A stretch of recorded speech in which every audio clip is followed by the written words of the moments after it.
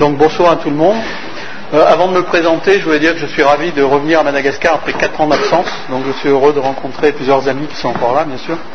Donc je suis René Migliani, je travaille à l'Institut de médecine tropicale du service de santé des armées. C'est un peu long, mais c'est plus connu sous le nom du Pharo. Donc je viens de là-bas, où je suis dans le département d'épidémiologie et de santé publique.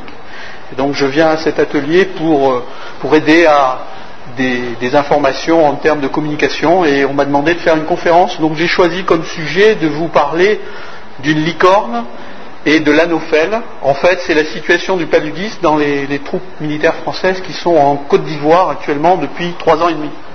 Donc je vais commencer ma présentation.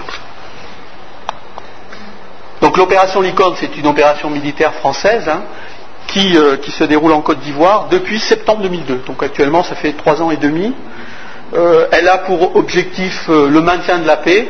Donc elle est là pour s'interposer avec les forces de l'ONU qui sont environ 10 000 présents en Côte d'Ivoire. Les forces françaises sont actuellement de 4 000 personnels pour le maintien de la paix entre les forces du Nord et puis les forces qui sont les forces du Sud officielles. Actuellement, c'est le 11e mandat de cette opération. Non, il faut diriger là. Donc la première mission des militaires français, quand ils sont intervenus dans l'urgence, a été d'évacuer les étrangers, donc dans les régions où ça chauffait militairement. Donc pour ceux qui ne connaissent pas la Côte d'Ivoire, c'était à Bouaké, dans ce qu'on appelle le Vé-Baoulé ici, et puis dans la région de Korogo au nord. Donc vous voyez les moyens d'intervention pour évacuer tous les étrangers, français et aussi américains en particulier, qui étaient un petit peu en situation d'agression avec les événements. Un mois plus tard, le 12 octobre 2002, sous l'égide de la CEDEAO, c'est le cessez-le-feu et commence véritablement la mission de maintien de la paix des militaires français dans le pays. Alors les effectifs militaires, je vous les montre pour vous montrer un petit peu l'évolution. Habituellement en Côte d'Ivoire, il y a 500 militaires français qui sont présents en permanence en fonction d'accords de défense entre le gouvernement ivoirien et l'État français. Donc on a un bataillon d'infanterie de marine, comme on dit là-bas, qui est basé à Abidjan, à Port-Bouët, et il y a en permanence 500 militaires. Donc l'opération commence, bien évidemment on envoie des renforts, et petit à petit le dispositif se met en place. Aux environs du mois de mars 2003, le dispositif est complètement opérationnel, et depuis on a à peu près 4000 personnels. Alors les petites piques que vous voyez, c'est le moment des relèves, puisque arrivent des militaires nouveaux, donc ils sont pendant une semaine en général avec les militaires anciens qui vont rentrer en France, et donc il y a une relève. Alors pour vous parler du paludisme, je vais d'abord vous expliquer simplement comment on obtient cette information. Donc il y a un système de surveillance épidémiologique d'un certain nombre de maladies, et en particulier du paludisme. Donc ici vous voyez le dispositif actuel en Côte d'Ivoire. Il y a ce qu'on appelle des groupes tactiques interarmés, donc c'est des termes militaires, qui sont répartis sur tout le territoire et qui ont surtout pour objet de surveiller cette zone ici de séparation entre les forces du Nord et les forces du Sud, loyalistes si on veut. Les petits drapeaux que vous voyez là, ce sont des postes de secours où il y a des médecins avec les régiments militaires français. Donc les militaires, les médecins militaires, lorsqu'ils voient des cas de paludisme, chaque semaine, vont déclarer ces cas au niveau de ce qu'on appelle des postes principaux. Donc il y a Mans, Bouaké. Ensuite, cette information va transiter au niveau du commandant santé de l'opération, qui est situé à Port-Bouët, qu'on appelle comme santé en termes militaires. Et cette information ensuite va être envoyée à l'Institut de médecine tropicale, dans le département où je travaille, où cette information est analysée. Et en retour, comme dans tout système d'information, on va renvoyer des bulletins d'information sur la situation sanitaire et en particulier du paludisme. Voilà pour vous donner une idée de comment on obtient cette information et comment on va ensuite la traiter. Alors cette surveillance, elle est mise en place depuis le début. On a des données historiques du paludisme puisqu'il y a des militaires en permanence là-bas, et à partir de ces données historiques, on va constituer une zone d'alerte, donc un seuil épidémique, c'est la moyenne des cas de paludisme qui surviennent chez les militaires français chaque semaine, les 5 dernières années. On rajoute 2 écarts types et on crée comme ça un seuil épidémique. Et comme ça, on sait si on est en situation de ce qu'on attend en termes de paludisme, ou on est finalement en situation épidémique. Donc l'opération commence, et comme souvent dans les opérations militaires, au début, elles sont un petit peu difficiles à organiser, on est sur le terrain, les militaires ont du mal à appliquer un peu les mesures de protection, et on l'a observé souvent, et c'est la courbe en rouge, c'est le taux d'incidence du paludisme. Au bout de 3 semaines, il dépasse largement ce qu'on observait habituellement. Donc on a véritablement une situation épidémique. Ce que vous voyez en histogramme bleu, c'est le nombre de cas qui surviennent chez les militaires. Vous voyez, ça ne fait pas beaucoup, puisqu'au maximum c'est 15 cas. Mais enfin, on a dépassé la situation qu'on connaissait habituellement. Donc face à ça, il y a une alerte qui est donnée et on envoie une équipe pour faire une enquête épidémiologique sur le terrain pour évaluer quels sont les éléments qui expliquent tout ça. Alors on trouve un certain nombre de choses qu'on connaît, en termes de... Ça, ce sont les différentes structures qui étaient sur le terrain au début de l'opération, les différents régiments, et on voit qu'en taux d'attaque, on a des variations selon les régiments, certains sont plus touchés que d'autres. Le deuxième rep, là, c'est un régiment parachutiste de la Légion étrangère. Vous voyez, on avait à peu près 6% des militaires qui ont fait du palu dans cette période. On voit que les régimes prophylactiques étaient très très divers et variés. Donc ça, c'était un petit peu, pour la suite, intenable au niveau de l'organisation militaire. On ne peut pas donner à certains régiments la GAPSA, c'est l'association chloroquine-proguanil au niveau militaire. On ne peut pas donner à d'autres du Lariam, à d'autres de la Tolexine. Et puis le fond du problème en termes de prophylaxie, c'est la mauvaise observance. Toutes les unités, en fait, avaient très mal pris la prophylaxie. En termes de lutte antivectorielle, on n'avait pas fourni à tous les régiments qui étaient intervenus des moustiquaires dès le début de l'opération. Donc beaucoup avaient été piqués sur le terrain parce qu'ils faisaient d'évacuation d'étrangers, etc. Donc ils étaient exposés aux piqûres d'anophèles infectés. Et en plus, dans les régions où ils sont intervenus, donc dans la région de Boaké, il y avait à ce moment-là la plus forte transmission du paludisme. Donc il y avait tout pour finalement qu'au bout de 3 semaines de présence, on ait beaucoup de cas de paludisme dans les troupes. Alors voilà la région de Boaké, pour ceux qui ne connaissent pas, c'est des régions des Grands Lacs. Enfin, il y a plein de zones qui sont très favorables à la pullulation des moustiques. C'était la saison des pluies. Bon là, j'ai mis juste une photo d'un militaire qui était pas mal piqué. Alors les mesures qui ont été prises au bout d'un mois, ça a été de mettre tout le monde sous un régime prophylactique unique. Et la prophylaxie qui a été utilisée, c'est maintenant utilisé également chez les voyageurs, c'est la doxycycline à raison de 100 mg par jour à prendre au milieu du repas. Donc tous les militaires français ont été mis sous ce régime de prophylaxie antipaludique. En termes de traitement des accès, il y a eu aussi une standardisation. Le traitement standard dans les opérations militaires en zone impaludée, pour l'armée française, c'est le traitement à la quinine sur 7 jours, donc qui est institué. Ensuite, on a renforcé toutes les mesures de lutte antivectorielle. En particulier, on a mis en place des lots de lutte antivectorielle avec des machines pour la pulvérisation des insecticides, etc. Et puis, on a fait un certain nombre de séances d'éducation sanitaire pour expliquer le nouveau régime prophylactique, pour expliquer l'intérêt de la lutte. Enfin, on a renforcé tout ça. Alors, vous voyez ici les moustiquaires qui sont utilisés, les moustiquaires de lit qui sont utilisés dans l'armée française. Donc il y a un lit ici qui pèse environ 15 kg en métal, le fameux lit Picot comme on dit dans l'armée. Et puis dessus vous avez une espèce de petit anti-glue qui est la moustiquaire et qui est pré-imprégné d'insecticides. Et c'est ce qui est utilisé par les militaires français actuellement.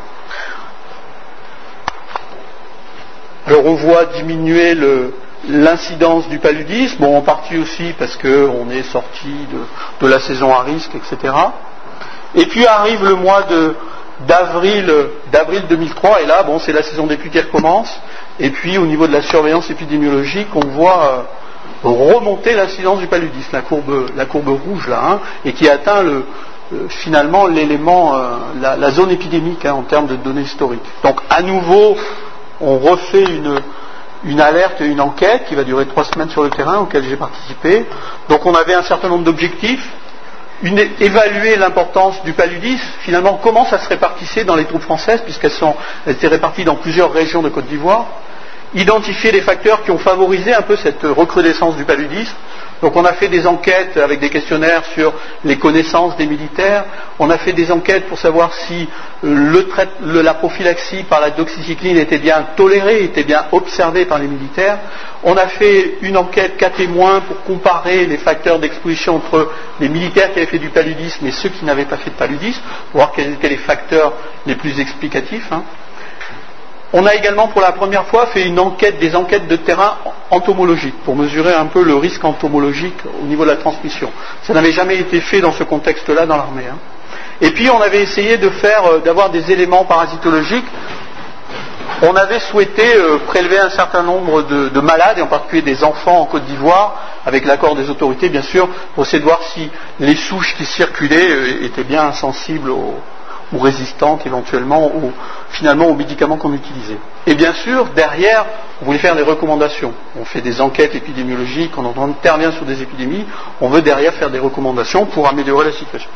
Donc voilà alors les résultats. En termes d'importance, alors au début de l'opération, je vous ai dit tout à l'heure des groupes tactiques, donc c'est militaire, hein, mais il y avait 4 grands groupes tactiques qui étaient répartis le long de cette fameuse zone de non-franchissement, hein, vous voyez ici, comme ça, et puis la base arrière de l'opération à Abidjan.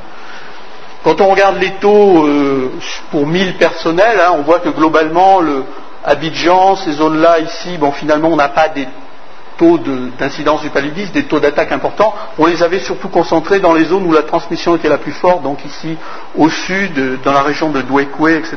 C'est là qu'on avait les plus forts taux, puisque vous voyez que ça monte à peu près à 50 pour 1000 hein, dans cette période où il y avait cette recrudescence.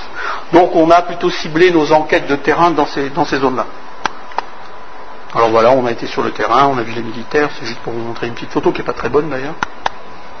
En termes de connaissances, finalement, nos militaires, ils savent bien certaines choses. Hein. Le moustique transmet, ça, globalement, ils le savent tout. C'est quand même dit et répété par les médecins militaires aux unités qui partent, et entre eux, donc ça, ils le savent, que le moustique a besoin d'eau, donc en gros, ça, c'est des connaissances. Par contre, en termes d'horaire de piqûre, là, on a à peu près un militaire sur 2 qui ne sait pas très bien à quel moment. Certains disent c'est toute la journée, d'autres c'est le jour, d'autres c'est la nuit, donc là, c'est un peu moins évident. Pour le reste, bon, vous voyez, on a posé des questions classiques. Est-ce que vous savez que le vol est silencieux, donc c'est la nuit, etc. Bon, globalement, ce qui ressortait, c'était l'horaire des piqûres. Et en termes de message, pour les militaires, c'était important de leur dire, ça commence à la tombée du soleil, et puis ça se finit quand le soleil se lève, quoi. Pour ce qui est de la tolérance, on a interrogé, vous voyez, environ 500 militaires. Globalement, la doxycycline, c'est un médicament qui est bien toléré. Les militaires interrogés n'ont pas rapporté spontanément d'effets qu'ils pensaient en relation avec la prise de doxycycline par la bouche. Hein. 12% avaient dit des effets d'ordre digestif, mais en général dans les prises à jeun. Donc le matin, ils se lèvent, ils prennent ça comme ça, même sans eau des fois. Donc au début, ils avaient quelques petits problèmes digestifs, mais bénins. Mais une fois qu'ils avaient pris au milieu du repas la doxycycline en buvant de l'eau, etc., tout ça disparaissait. Pour le reste, c'était des effets indésirables assez bénins et d'ordre essentiellement digestif. Hein. Donc globalement, une prophylaxie qui était bien supportée. J'ai mis ici les produits qui avaient été utilisés. Au début de l'opération, ce qui avait été envoyé en approvisionnement, c'est la tolexine G, 100 mg. Et le laboratoire Biorga, qui fabrique ce médicament, avait obtenu l'AMM en France pour le paludisme, et c'était devenu pour le même médicament en fait, hein, ce qu'on appelle le doxypalu. L'enquête cas témoin a fait ressortir un facteur, c'était la qualité de l'observance et des oublis de la prophylaxie dans les 2 semaines précédentes. Donc on prend comme base les personnels qui ont dit ne pas avoir fait d'oubli, et on compare les cas, ceux qui n'ont eu un palu à ceux qui n'ont pas eu, et en fait on voit que plus les militaires rapportent des oublis dans les 2 semaines précédentes, plus le risque d'avoir un accès de paludisme augmente, et c'est mesuré par ce qu'on appelle l'odds ratio. Donc vous voyez que c'est déjà multiplié par 3 lorsqu'il y a moins d'un oubli par semaine, et c'est multiplié par plus de 7. Alors c'est une enquête ponctuelle, hein, ça ne veut pas dire que c'est la réalité vraie. Mais on voit bien que l'oubli et l'observance de la prophylaxie, c'est en partie ce qui explique les accès. Il n'y a pas que ça, mais c'est le facteur qui était sorti sur cette enquête de terrain. En termes de protection antivectorielle, on a essayé de poser des questions sur la protection au moment de la douche, parce que souvent les militaires à la fin de l'opération, dans la journée, ils se mettent un peu tout nus, ils vont prendre leur douche, et à la tombée de la nuit, il y a déjà l'anophèle. Donc on voulait savoir un peu s'ils se protégeaient. Est-ce qu'ils mettaient des vêtements couvrants toute la nuit, au moment où ils montaient les gardes, parce que là ils montent des gardes souvent, la nuit c'est statique, hein. Est-ce qu'ils utilisent les répulsifs tous les soirs, au moment des gardes, les moustiquaires toutes les nuits, est-ce qu'ils utilisent toutes les nuits la moustiquaire? Voilà. Alors les résultats, ce qui serait parfait, c'est qu'on soit à 100% partout. Évidemment, ça c'est le rêve. La réalité, et c'est souvent ce qui se passe, et c'est ce qui se passe aussi dans les populations, c'est qu'on n'applique pas bien les mesures. Hein. Alors on n'a pas trouvé de différence en termes de comportement antivectoriel entre ceux qui sont en rouge, c'est-à-dire les cas, et ceux qui sont en bleu, c'est les témoins. Mais on voit bien qu'il y a des éléments, et en particulier les répulsifs, qui sont donnés gratuitement aux militaires, qui sont en abondance, il n'y a pas de problème d'approvisionnement, ils sont très mal acceptés parce que ça sent mauvais, ça colle, enfin il y a plein de récriminations, enfin pour ceux qui travaillent dans le palu, vous connaissez ça, hein, c'est quelque chose qui n'est pas très bien accepté. En général, on voit que lorsqu'ils montent les gardes, ils ont rapporté, ça n'est que des déclarations bien sûr, peuvent avoir des fois menti un peu, hein, mais quand ils montent les gardes, ils se protègent un peu mieux. Mais globalement, on voit quand même qu'il y a des insuffisances dans la lutte antivectorielle. Alors vous voyez, ça c'était les produits qui étaient fournis pour la prévention. Ça c'est le répulsif, donc ça c'est quelque chose qu'on met sur la peau. Et ça c'est un produit en bombe, vous voyez ça se ressemble beaucoup, hein, mais c'est un insecticide qu'on met pour réimprégner les tenues militaires, les treillis. Hein. Et donc on peut imaginer, et certains militaires nous l'ont dit, que ça se ressemble beaucoup. Hein. Quand on sait en plus qu'on a beaucoup de légionnaires qui ne comprennent pas toujours bien le français, vous voyez ce qui a marqué en gros, c'est le nom du produit. Insecte écran, ça c'est très gros, on le voit bien. Hein. Après que c'est pour les vêtements, c'est écrit en tout petit, et que c'est pour la peau, c'est écrit en tout petit. Et ça se ressemble beaucoup. Donc, on peut penser qu'il y a des gens qui se sont un peu trompés au bout d'un moment dans l'opération, qui ont mis des insecticides au lieu de mettre du répulsif sur la peau et vice versa, quoi. Donc c'était pas. Et on va voir quand même que les labos, ils nous ont un peu écoutés parce qu'ils ont changé certaines choses. Vous voyez les moustiquaires que je vous ai montré tout à l'heure, bon elles sont bien, mais ça, la réalité c'est ça, quoi. Les flexibles, quand vous montez et démontez ce lit tous les jours à un certain moment, ça finit par casser, ça finit par se déchirer ici au niveau des coutures, donc ça a beau être imprégné, c'est pas toujours de bonne qualité.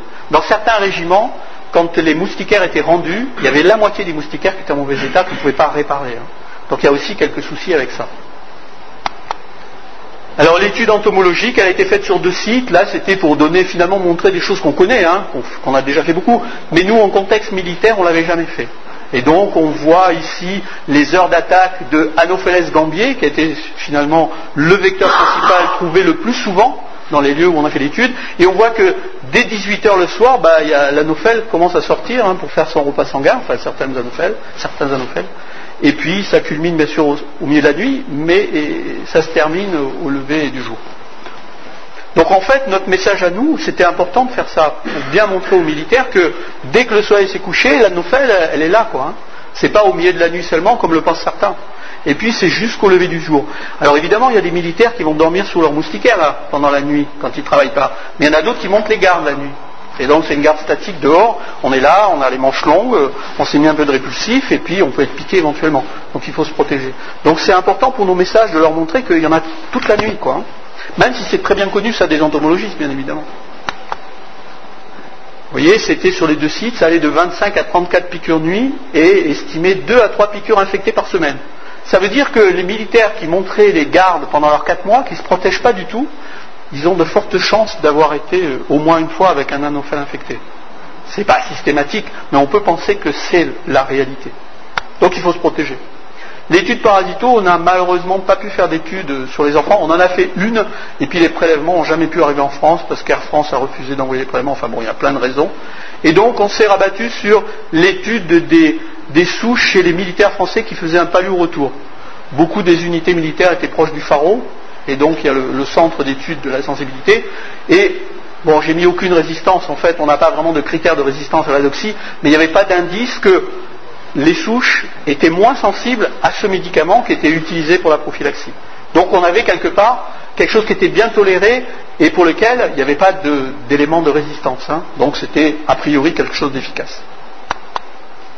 Pour ce qui est de la prise en charge des accès, elle était bien. Les médecins, en général, les militaires consultaient vite. Le traitement à la quinine était appliqué dans tous les cas. Il y avait un médecin par compagnie, ça représente à peu près 150 militaires.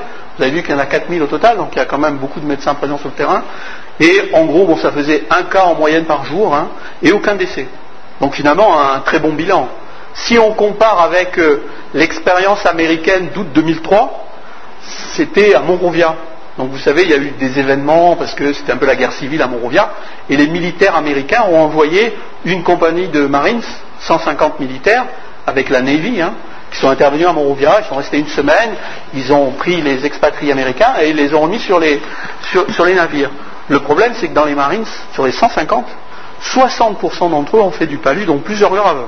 Alors quand on a fait l'enquête, pas de moustiquaire, ils avaient déjà un pactage qui était très très élevé, donc ils n'ont pas pris la moustiquaire.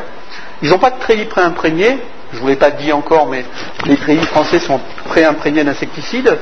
Et puis 10% ont pris la méfloquine et 15% ont dit avoir utilisé répulsif. Donc en gros, ils ne se sont pas protégés. 60% ont fait du palu. Donc là, 4000 personnels, certes on a 1 cas en moyenne par jour, mais on n'a finalement aucun décès. Hein. En termes de palud grave, à l'époque, on avait un paludisme grave qui a fait l'objet d'un rapatriement en France, qui a guéri. C'était un militaire qui avait eu de la fièvre, il s'était auto-médiqué, il avait pris un traitement contre la fièvre uniquement, et il était venu consulter un peu avec retard. Et puis c'est aggravé brutalement. Et c'était le seul échec. Alors probablement il y a quelques autres militaires qui font ça, mais disons qu'il n'y a pas eu de problème, puisqu'on n'a eu aucun décès jusqu'à présent lié au paludisme. Donc voilà un poste de secours. On dit comme ça, un poste de secours en termes militaires. Donc en général, les militaires s'installent dans des locaux en dur qui sont un peu abandonnés par les événements. Ils vont aller dans une école, ils vont aller dans un collège, et ils vont installer comme ça leur poste médical. Qui est bien. Alors bien sûr, vous avez vu un peu tout le panorama de l'évaluation de la situation, et derrière on a fait des recommandations, et qui recoupent finalement ce qu'on sait de la prévention du paludisme. Première chose, il ne faut pas être piqué. Donc c'est les recommandations qui tournent autour de tout ce qui est la lutte antivectorielle, la prévention des piqûres. C'est la première chose en termes de paludisme. Ne pas être malade, donc c'est bien prendre sa prophylaxie, qu'elle va boucher la moustiquaire, comme disaient les anciens. Et puis le dernier point, c'est ne pas mourir. Et le message qu'on fait passer aux militaires, c'est qu'il faut consulter vite. Et on le fait passer aussi au commandement. C'est pas la mission qui prime. Le type qui est malade, qui a de la fièvre, il doit consulter vite. C'est pas la mission qui prime. Donc ça, c'est passé auprès des commandements militaires. Donc en termes d'éviter les piqûres, je ne vais pas rappeler tous les éléments, simplement insister sur ça parce que c'est une bonne mesure de choisir le lieu où vont être les cantonnements militaires. Et ce qu'on a essayé de faire passer, c'est loin de l'eau, donc ça c'est assez admis dans l'ensemble, mais aussi loin des hommes, loin des enfants en particulier, enfin dans les villages où il y a la transmission et on sait qu'on aura plus de chances de rencontrer des anophèles infectés. Donc on demande aux militaires de réfléchir, quand ils font des postes, par exemple des checkpoints sur les routes, d'essayer de les mettre assez en amont des villages, pour être, ils vont avoir des moustiques, mais probablement moins d'anophèles infectés. Ça, c'est une mesure qui est bien, mais qui n'est pas toujours facile à faire appliquer. Il y a toujours un tas d'impératifs. Après les autres mesures, mais je ne vais pas insister. Alors, vous voyez, ça, évidemment, là, on dit, mettez un peu d'abat, enfin, c'est pas toujours évident. Quand on a fait les études, mais ça, les entomologistes connaissent bien, là, vous voyez, c'est pas grand-chose dans les rizières, mais là, il y avait Anopheles gandhi, donc, là, on ne peut pas faire grand-chose, c'est évident. Ça peut être ça aussi. Alors, est-ce que c'était un pied militaire? Je ne sais pas, mais ça peut être un gîte larvaire. Voilà les lots antivectoriels, donc il y a tous les produits insecticides, toutes les tenues de protection des personnels, parce que c'est important de protéger les personnels. Ils manipulent des insecticides, donc ils ont des tenues de protection. Et puis, on a deux boîtes, une vide, c'est pour mettre les produits quand ça part avec les fret avions. Pour les mettre en toute sécurité. Donc ça, c'est présent dans tous les postes médicaux, dans toutes les compagnies militaires, il y a ces éléments-là. Éviter les piqûres, donc le grand message qu'on faisait passer, c'est les vêtements couvrants et les répulsifs quand le soleil se couche jusqu'à ce que le soleil se lève. Ça, c'est facile à dire, mais c'est pas toujours facile à faire. Alors, les vêtements couvrants, ça peut se faire en milieu militaire, parce que ça se voit. C'est-à-dire, je suis comme ça. Si je ne suis pas comme ça, le chef le voit. Il va dire, ça ne va pas. Mettre les répulsifs, déjà, c'est plus difficile. Et ça, les militaires, les vêtements couvrants, quand ils ne sont pas en service, c'est pas toujours évident. Des fois, ils sont torse nus. Le médecin leur a expliqué, mais ils n'écoutent pas toujours le médecin. L'utilisation systématique des moustiquaires de lit. Alors, c'est toujours utilisé, mais cette moustiquaire-là, elle est bien, mais c'est un igloo. Quand il fait chaud et humide, dessous, il fait encore plus chaud et humide. Donc c'est un peu difficile de dormir là-dessous. Mais quand même, on y arrive. Et puis, il y a aussi l'idée que quand on trouve un local où il y a de la climatisation, c'est génial, parce que la clim, ça empêche l'anophèle de venir. Donc dès qu'on trouve des locaux où il y a de la clim, on ne dort plus sous la moustiquaire. La clim, elle n'empêche jamais l'anophèle de voler, même si ça ralentit un peu. Et puis les clims, il y a des problèmes de coupure de courant, il y a des problèmes qu'elles sont mal installées. Il y a des problèmes que des fois c'est même des gîtes larvaires parce qu'il y a de l'eau dedans, etc. Enfin c'est pas la panacée. Donc on a vraiment réinsisté sur le fait qu'il faut toujours dormir sous la moustiquaire de lit. Et la réimprégnation des moustiquaires et des treillis, donc là c'est la bonne utilisation des produits, etc. Alors voilà par exemple. Alors c'est pas ce qu'il faut faire normalement. Quand on a réimprégné une moustiquaire, il faut la faire sécher à plat. Parce que comme ça, le produit reste dans ce qu'est le tube moustiquaire. Mais là, c'était en saison des pluies, il y avait des fortes pluies, donc les militaires faisaient comme ils pouvaient, donc ils les faisaient sécher sur des fils. éviter la maladie. Donc on a rappelé les messages de l'utilisation de la doxycycline, mais ce n'est pas n'importe quelle doxycycline, c'est le sel monohydrate de doxycycline. Parce que il y a quelques années, on avait utilisé un autre sel qui était l'iclate, mais qui donne plus d'effets secondaires digestifs. Là, c'est le monohydrate de doxycycline. Alors on a rappelé qu'il fallait le prendre au milieu du repas avec un grand verre d'eau pour que ça passe très bien, qu'il n'y a aucun problème digestif à ce moment-là. Notre difficulté à nous, c'est qu'il y a un approvisionnement qui est très varié. Alors ça, c'est difficile à faire comprendre aux militaires que c'est le même produit derrière. Ils ont l'impression qu'on fait des fois des expérimentations, que c'est moins efficace si c'est un produit ou un autre. En réalité, tout ça est la même chose. Et puis, on a essayé aussi de sensibiliser les cadres dits de contact, qui sont au contact des militaires, qui sont les chefs de groupe, qui commandent 10, 12 hommes, les chefs de section, qui vont commander une trentaine de militaires, etc. Donc voilà, on a essayé de faire en sorte que ces militaires... Alors vous voyez dans la main, moi je fais une photomontage là en fait, il a une petite notice qu'on va voir un peu plus loin, pour réexpliquer sur le terrain à ces militaires. Éviter le décès aussi, c'est donc le dernier message, les consultations immédiates en cas de fièvre, et en particulier que le commandement soit bien persuadé de ça, pour qu'ils ne disent pas non, je ne veux pas en entendre parler, et c'est la mission qui prime. Un médecin par poste de secours, vous avez vu que c'est un dispositif où il y a 4000 personnels, mais il y a beaucoup de médecins sur place, dans les postes de secours. Et on maintient ce maillage serré pour qu'il y ait finalement une intervention auprès des militaires assez rapide. Traitement par la quinine, donc ça c'est maintenu. Et puis l'introduction rapidement dès le début de l'opération des tests de diagnostic rapide contre le palu. Donc ça pour les médecins, ça a été vraiment un plus. Ils ont vraiment apprécié d'avoir ce diagnostic avec eux. Ça veut dire un diagnostic au lit du malade. Ça veut dire on n'attend pas une éventuelle réponse d'un labo qui est soit loin, soit qui va donner une réponse faussement positive ou qui va dire que c'est négatif alors que c'est positif. Se servent des tests diagnostiques rapides. Alors le test qui avait été utilisé, c'était le test ICT, et puis maintenant il y en a un deuxième qui est aussi mis à disposition des médecins. Un des inconvénients qu'on a, c'est que en Côte d'Ivoire, il y a transmission de l'espèce de l'hématozoaire ovalé, et ça marche pas très bien pour le diagnostic d'ovalé. Bon. Le problème, c'est qu'ovalé, finalement, c'est pas très très grave. On doit voir que ça donne un palu, éventuellement, c'est pas vraiment grave. Ce qui est intéressant, c'est que ça fait le diagnostic de falciparum, l'espèce qui tue, qui est la plus grave. Alors la surveillance actuellement, donc là en gris, c'est ce que je vous ai décrit tout à l'heure, c'est cette fameuse zone de surveillance et d'alerte, avec les données historiques. En bleu ici, c'est la tendance du paludisme depuis le début de l'opération. Vous voyez qu'au début, avec cette première épidémie au début, cette recrudescence, on ne maîtrisait pas la tendance par rapport à ce qu'on connaissait avant les dernières années, mais depuis qu'on a renforcé les mesures, on voit qu'on a quand même une tendance maintenant où on contrôle en Côte d'Ivoire relativement bien le paludisme dans les troupes, et on voit bien au niveau du taux qu'on est en dessous des données historiques. Donc globalement, c'est quelque chose qui est bien maîtrisé, mais au prix d'un travail de terrain important. Le bilan actuellement, c'est plus de 1600 cas de paludisme, 60% environ en Côte d'Ivoire et 40% au retour. Alors ça c'est quand même un problème.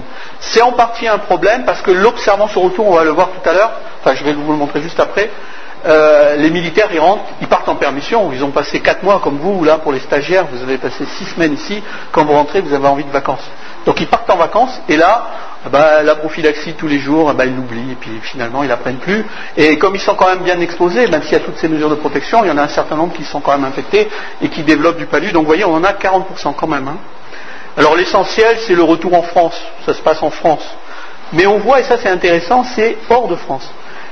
Alors ça vous paraît pas beaucoup, mais quand même, les militaires français actuellement tournent tellement vite dans les opérations que fait la France un peu partout. Alors ils vont au Kosovo, ils vont en Bosnie, ils vont en Martinique, Guadeloupe, Nouvelle-Calédonie. Ils tournent tellement vite qu'en fait, ils vont avoir un palu au retour dans ces territoires où il n'y a pas de transmission du paludisme. Ça veut dire pour les médecins qui sont sur place, devant des fièvres, il faut penser que ça peut être un paludisme et bien interroger son militaire. Est-ce que vous avez été, ou est-ce que tu as été, enfin selon leur connaissance des hommes, dans un pays où il y avait du palu, est-ce que a pris la prophylaxie, combien de temps, etc. Donc ça c'est quand même intéressant à voir. Mais quand même le facteur de risque numéro 1 en termes de palu, c'est vraiment la mauvaise observance des mesures. C'est ça qui est vraiment le facteur de risque numéro 1.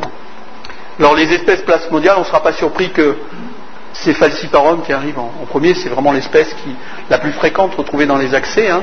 Alors en rouge, c'est en Côte d'Ivoire, en bleu, c'est au retour, et puis en vert, c'est la moyenne. Donc en gros, on voit que c'est falci. C'est celui-là qu'on veut quand même éviter, hein. C'est celui-là qui est le plus dangereux. Mais vous voyez, une particularité, c'est au retour, on a quand même pas mal de cas qui sont liés à Plasmodium ovale, qui est une espèce, je crois qu'il y a un ou deux Ivoiriens parmi nous, donc qui circulent en Côte d'Ivoire et qu'on retrouve chez les militaires français. Alors on peut se demander si là, il n'y a pas une sous-évaluation liée au fait qu'on fait beaucoup de tests diagnostiques rapides et qu'ils ne diagnostiquent pas l'ovale. Hein. En termes de surveillance, la semaine dernière, il y avait Bruno Pradine, je pense qu'il vous a fait, et c'est lui qui collecte un petit peu toutes les souches en rapport avec des cas survenus chez les militaires qui ont été en Côte d'Ivoire. Vous voyez, on n'en a pas beaucoup quand même. Hein. 24 exploitables sur 1600 cas, c'est pas des masses. Bon, enfin, les éléments qu'on a, et c'est ce qui nous intéresse, c'est qu'il n'y a aucun signe de résistance ou de baisse de sensibilité à la quinine, le médicament qu'on utilise pour traiter, et pas d'éléments qui indiquent qu'il y a une baisse de sensibilité à la doxy, le médicament qu'on donne pour la prophylaxie. Bon, c'est pas exhaustif, mais on a quand même une information. Alors vous voyez, je vous disais, les labos en tiennent compte, puisqu'il y a un changement de présentation. Maintenant, ce qui doit être utilisé sur les vêtements, c'est bleu, donc on fait bien déjà au moins la distinction de couleur, même si c'est pas forcément... C'est écrit un tout petit peu plus gros qu'avant, donc quand même ils en tiennent un peu compte. Au niveau des militaires, ils n'avaient au début de l'opération que 2 tenues militaires qui étaient imprégnées d'insecticides. Mais les militaires, ils sont comme les autres voyageurs, ils prennent plus de vêtements que ce qu'ils ont, donc ils vont prendre 3 jeux, 4 jeux. Ça veut dire qu'il y en a 1 ou 2 qui ne sont pas du tout imprégnés. Donc maintenant, il y en a au moins 3, et ça j'ai pu le vérifier en 2005, hein, qui sont imprégnés d'insecticides. Il y a eu des efforts qui ont été faits sur les grillages moustiquaires pour empêcher les anophèles de rentrer. Voilà les moyens de lutte collectif, je vous disais tout à l'heure, donc les différents appareils qui permettent les pulvérisations à l'intérieur des habitations où il y a les militaires, hein, et puis les tenues de protection. Vous imaginez qu'en climat tropical, on ne tient pas longtemps quand même avec ça. Hein. On est un cosmonaute qui a vite chaud sous la tenue. Mais bon, les médecins ont pour mission quand même de protéger leur personnel, donc ils leur expliquent et ils portent les tenues de protection. L'information du palu passe, alors vous n'arrivez pas à lire, mais ça c'est une feuille de chou qui est faite par le commandement sur l'opération et qui, vous voyez, de temps en temps quand même parle du paludisme. Donc c'est aussi pris un peu en compte au niveau de cette information. Alors bien sûr, on profite du fait que, enfin on profite, oui quand même, du fait que cette opération qui dure pour faire un certain nombre d'études. Alors je ne suis pas exhaustif, on a lancé des études sur l'observance, une étude qui s'appelle ADOTS, hein, l'étude sur l'exposition, ça c'est Christophe Rogier qui a lancé un programme qui s'appelle Impact Vector, sur la transmission, les facteurs de transmission, et puis quelques éléments d'outils éducatifs. Alors l'outil d'ADOTS, identifier les facteurs individuels et collectifs associés à l'observance, hein, proposer des interventions, évaluer l'impact chez les militaires en opération. Alors ce qui est intéressant, c'est qu'il y a un recueil de données par questionnaire et par carnet de suivi de l'observance, mais il y a aussi un essai de mesure objective à partir d'un dispositif informatique. Alors, on va le voir sur la photo suivante. Ça s'appelle le MEMS donc. Ici vous avez 2 parties, un pilulier dans lequel il y a toute la doxycycline qui est là pour la période de prévention, et ici vous avez un bouchon électronique. Et chaque fois que vous ouvrez ce bouchon, que vous prenez un comprimé, que vous refermez le bouchon, c'est compté comme une prise. Alors il faut faire l'hypothèse que lorsqu'un militaire a ouvert et a refermé, évidemment il a pris. C'est évident. Mais ça donne un peu une mesure quand même un peu plus objective, qui quantifie un peu mieux et qui donne des profils. Là vous avez le profil d'un militaire. Alors vous voyez, donc lui, ça c'est midi. Donc ce militaire, alors vous n'arrivez pas à voir, mais il y a des barres rouges là. Quand il y a une barre rouge comme ça, il y en a quelques-unes là, je n'arrive même pas à les voir vraiment moi ici, je suis un peu loin, ça veut dire que le bouchon n'a pas été ouvert, donc a priori la prophylaxie n'a pas été prise. Hein. Alors ce qu'on voit, c'est qu'en gros ce militaire, par exemple, il a pris le plus souvent à midi, de temps en temps il a quand même pris le matin au lever, hein. Donc il a pris avant de partir, peut-être en mission sur le terrain, et puis on voit surtout qu'il a fin de la mission là, et là vous voyez c'est que des traits rouges. Hein. Donc là, il est rentré chez lui, et puis il a mis le pilulier de côté, il n'a plus pris sa prophylaxie. Donc après, on ne s'étonne pas qu'il y ait certains militaires qui ont des accès au retour, bien évidemment. Quand on regarde au niveau du groupe, l'analyse au niveau du groupe, donc voilà en gros le profil d'observance moyen des 117 militaires qui ont été étudiés par ce système. Donc en gros, on a un profil pendant la mission de 80% en moyenne d'observance, hein, du groupe. Alors des fois c'est l'un, des fois c'est l'autre qui prend ou prend pas, mais globalement c'est le 80. Ce qui est intéressant, c'est de voir que, alors ici ce sont les accès de palud qui sont survenus dans ce groupe, c'est de voir, ça c'est le moment de la relève. Alors il y a eu un gap, il y a eu un certain nombre de militaires, c'est la relève, c'est un peu l'acquis, quoi, comme on dit, donc ils ont un peu oublié de prendre leur prophylaxie. Et puis on voit surtout qu'au retour, vous voyez, ça fond comme neige au soleil. Donc l'observance elle est vraiment très mauvaise au retour. Et on n'est pas étonné de ces 40% de palud au retour. Impact vector, évaluer, prédire l'impact des maladies transmises par les arthropodes. Alors c'est pas que le palu, pour améliorer la protection. Alors il y a eu une étude de terrain en 2004 sur une unité militaire, donc qui a été faite sur le terrain. On a utilisé les captureurs, que c'est la méthode de référence au niveau civil. On a fait aussi des captures pièges. Donc ensuite on a identifié l'anophèle, regardé celles qui avaient des parasites dans les glandes salivaires. Et voilà, on a retrouvé finalement ce qu'on avait trouvé sur l'enquête de terrain rapide, ce qu'on connaît, quoi. C'est l'anophèle, dès 18h sort, puis il y a l'acmé au milieu de la nuit ou à la fin de la nuit, là dans cette étude-là. Et surtout, on a été un peu plus loin dans les horaires, on a vu que après la première heure où le soleil s'est levé, il y a encore quelques anophèles qui viennent chercher leur repas de sang et qui peuvent éventuellement piquer. Donc ça confirme un peu ce qu'on avait vu la première fois quand même, et ce qui est connu. Un peu plus intéressant, c'est la répartition en termes de piqûres par anophèle infecté par homme par mois, donc au niveau des différentes sections de cette unité. Vous voyez ? Alors c'est une zone qui peut paraître identique au niveau de transmission. Globalement on se dit la transmission va être la même, quoi, au niveau de cette zone. En fait on voit que selon les sections, ça va du simple au multiplié. Là vous voyez c'est 0,5 et là c'est presque 80. Donc on multiplie par un facteur de 50. Ça veut dire que des militaires qui sont là, ils peuvent ne pas vraiment appliquer les mesures s'ils ne bougent pas trop de cette zone-là, et ils n'auront pas forcément un paludisme derrière. Alors que ceux-là qui vont vraiment essayer de bien appliquer, malgré tout ce qu'ils prennent comme précaution, il y a un jour où ils appliqueront mal, et donc la transmission est plus forte. Il y a une hétérogénéité de la transmission à finalement des distances vous voyez, c'est 5-10 km, pas plus là. Donc il y a des différences entre sections. Ça c'est quand même intéressant au niveau de l'analyse. Quand on fait le cumul, donc on voit qu'en gros toutes les sections là sont arrivées à peu près à 50 piqûres infectées au bout des 4 mois, alors que cette section là où la transmission était forte, vous voyez, c'est beaucoup plus de risque d'être infecté. Donc là les militaires, même s'ils font tout ce qu'ils peuvent pour appliquer les mesures, quand ils ont un loupé, ils peuvent tomber sur l'anophèle infecté. Ils n'ont pas de chance, quoi. Donc ça rend encore plus difficile l'appréciation de la prévention. Et enfin, les notices et les affiches de prévention. Donc dans ce cadre-là, on a fait un jeu et qu'on a évalué, j'ai mené ce travail, évaluer les messages auprès des militaires sur le terrain. Donc une première affiche qui incite à lire l'information, c'est le premier niveau. On est informé, donc si on est informé, on peut déjà commencer à prévenir un risque. Ensuite, c'est l'application des mesures de lutte antivectorielle, si on dort sur la moustiquaire, si on utilise les répulsifs. Le troisième niveau, c'est la lutte antivectorielle, elle n'a pas marché complètement, donc pour éviter d'être malade, il faut bien prendre sa prophylaxie. Et le dernier niveau, c'est ce que j'avais dit tout à l'heure dans les recommandations, c'est attirer l'attention sur la gravité potentielle du paludisme et donc de consulter vite pour éviter les formes graves. Enfin, en tout cas, essayer de les limiter au maximum. Donc ça a été distribué dans toutes les unités militaires françaises avec les notices d'information pour l'information des militaires.